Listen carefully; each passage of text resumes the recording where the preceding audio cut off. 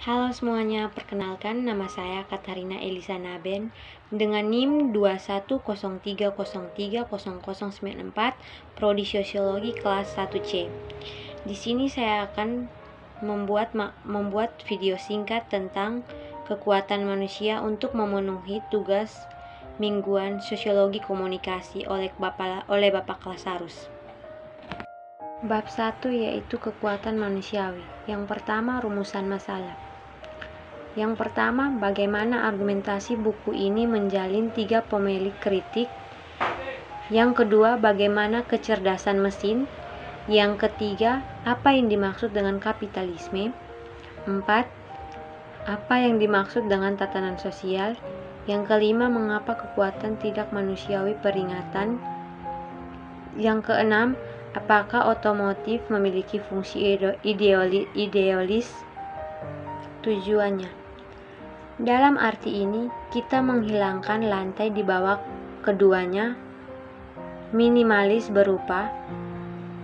Yang kedua, tujuan. Dalam arti ini, kita ingin menghilangkan lantai di bawah keduanya, minimalis berpuas diri dan optimis mekanisme. Kritik kami terhadap AL adalah yang terbaik dicairkan sebagai abiolis dan dalam 2 pengertian. Yang pertama, kami mengaku saat kami berpikir, pemikir AL lainnya harus bahwa ada banyak kapitalisme tentang arah dan tujuan kapitalisme yang dipresentasikan oleh AL. Mengintip ke dalam pemikiran yang sangat bertentangan tentang kapitalis dan penyebaran AL di masa depan dan jauh mendapatkan dan harus menimbulkan vertigo politik. Penggunaan AL sehari-hari sekarang biasa dalam kapitalisme maju, memberikan beberapa indikatornya lintas masa depan, tetapi tidak ada kepastian. Ini mungkin pernyataan yang aneh, namun seperti yang kita perdebatkan nanti, karya Marx sendiri berisi penjelasan yang berbeda tentang hasil dari modal pelaksanaan teknologi. Namun demikian, aspek jurang kedua dari analisis AL kami adalah bahwa di antara liberalisme, kemungkinan masa depan beberapa hasil potensi dapat dilihat yang jauh lebih dalam menggunakan daripada diperoleh baik oleh posisi Marxisme atau minimalisme dengan masing-masing teori atau pendapat mereka. Bab 2, pembahasan. Yang pertama, argumentasi.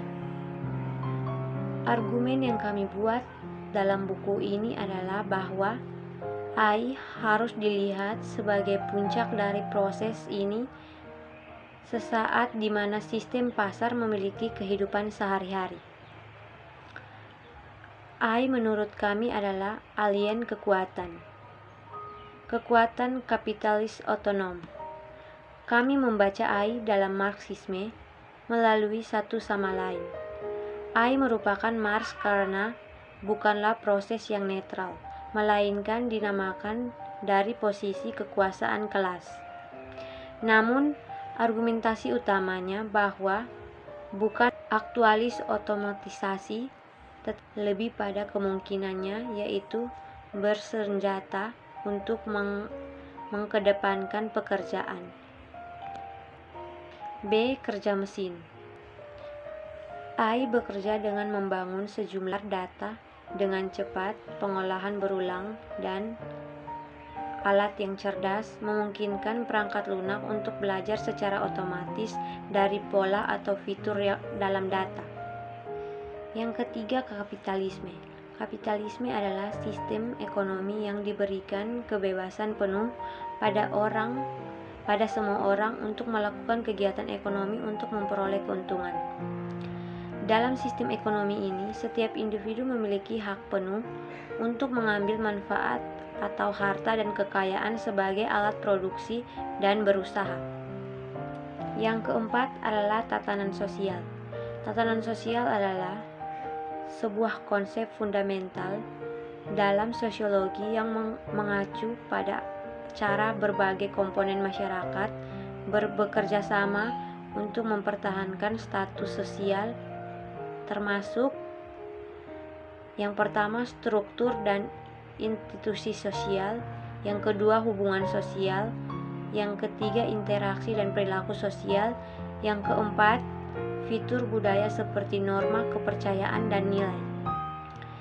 Definisi di luar bidang sosiologi, orang sering menggunakan istilah tatanan sosial untuk merujuk pada keadaan stabil dalam konsekuen yang ada tanpa adanya kekacauan dan penolakan.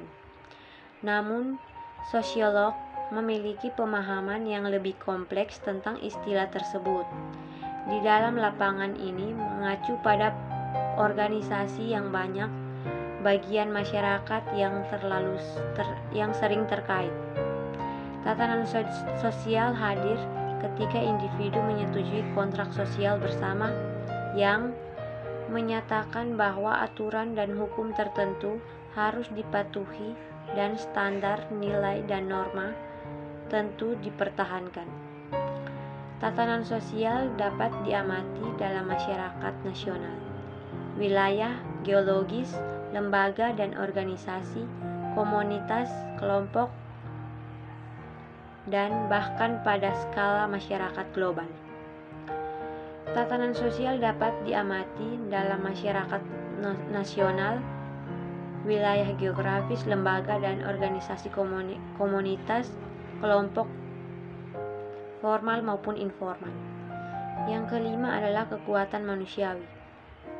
Manusia dikatakan sebagai makhluk sosial, artinya manusia tidak dapat hidup dan berkembang baik tanpa bantuan orang lain. Hubungan manusia dengan sesama manusia dalam rangka memenuhi kebutuhan hidup yang kompleks, yaitu kebutuhan bersifat fisik, dan ini bertanda bahwa manusia diberikan batasan-batasan tentang perbuatan yang baik dan perbuatan yang salah, atau perbuatan kekerasan. Jenis-jenis otomatisasi.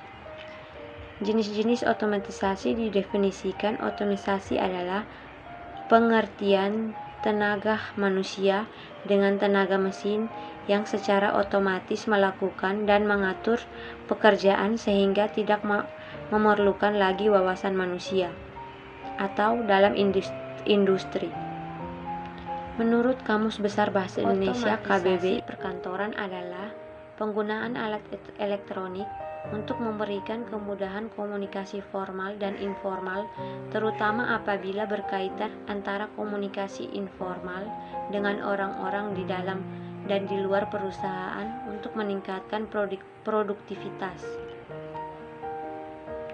Sistem otomatisasi perkantoran ditafsirkan sebagai sistem informasi berbasis teknologi komunikasi yang dikumpulkan, memproses, menyimpan, dan menyampaikan pesan seperti dokumen dan komunikasi elektronik lainnya antara individu dan organisasi. Promo khusus buat kamu. Tujuan dan manfaat otomatisasi kantor berkaitan dengan berbagai komponen melalui input hingga distribusi dengan memanfaatkan bantuan teknologi secara maksimal dan campur tangan manusia secara minimal.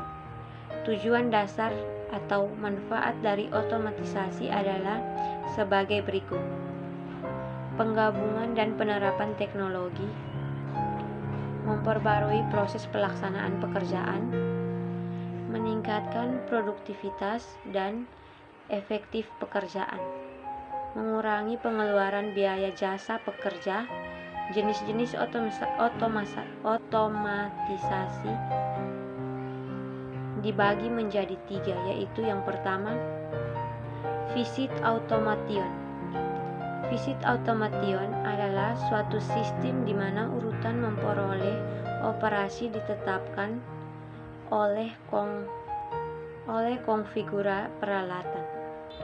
Yang kedua, programmable automation.